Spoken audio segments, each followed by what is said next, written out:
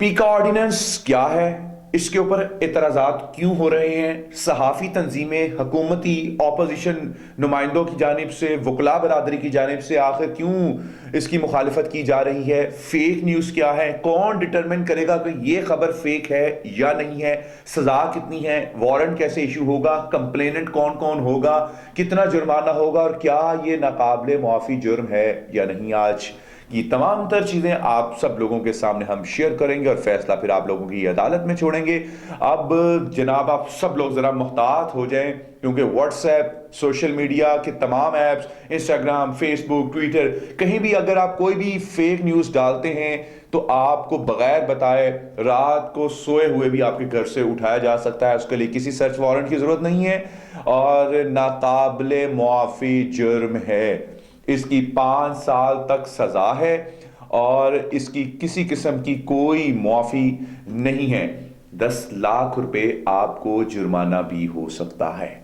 یہ اس میں سب سے مزیدار امپورٹنٹ پہلو ہے جو آپ لوگوں نے سننا بھی ہے اور اس کے بعد سمجھنا بھی ہے کہ اس چیز کو ڈٹرمن کون کرے گا کہ یہ خبر غلط ہے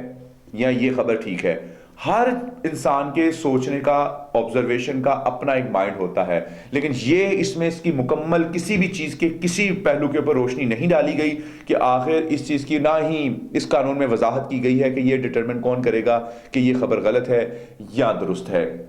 اور اس کے ساتھ ساتھ اس کے علاوہ ترمیم شدہ قانون کے مطابق ضروری نہیں کہ یہ غلط خبر کسی شخص سے متعلق ہی ہو۔ اگر یہ خبر کسی ادارے، تنظیم یا کمپنی سے متعلق ہے تو بھی اس قانون کے تحت متاثرہ ادارہ یا تنظیم اس شخص کے خلاف کارروائی کی درخواست دے سکتا ہے۔ اور کچھ صورتوں میں تو غلط خبر یا معلومات کے خلاف شکایت کرنے والا کوئی تیسرا فرد بھی ہو سکتا ہے جو اس خبر سے براہ راست متاثر نہ ہوا ہو۔ یعنی کہ اگر کسی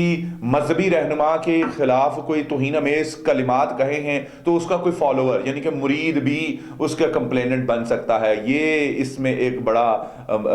پہلو سامنے آیا ہے۔ لیکن یہ کون بتائے گا کہ فیک نیوز یا خبر کے جعلی ہونے کا تعین